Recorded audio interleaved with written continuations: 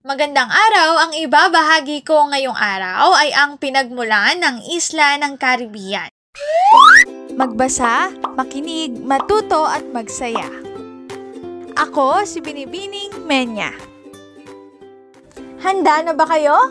Tara na, umpisa na nating isa-isahin at pirapirasuhin ang mga detalyeng nakapaloob dito.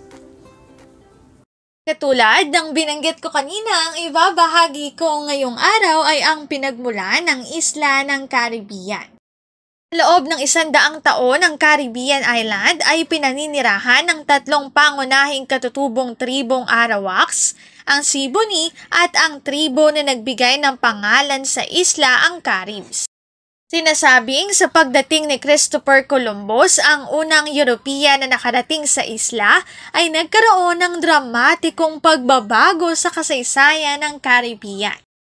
Ang Spain ang orihinal na umangkin sa buong isla.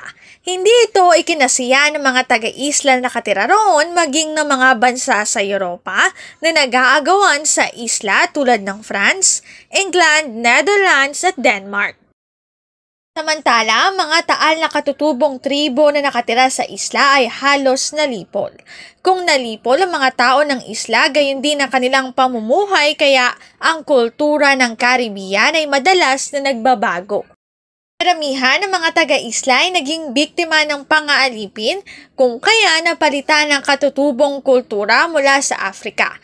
Di kalauna ng mga labanan ay natigil at karamihan sa mga isla ay natahimik.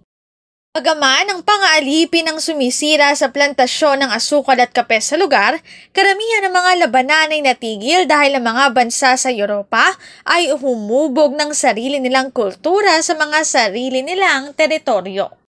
Pinagmulan ng isla ng Caribbean. Dito na nagtatapos ang aking pagbabahagi. Sana ay marami kayong natutuhan. Muli, magbasa, makinig, matuto at magsaya. Ako si Binibining Menya. Paalam!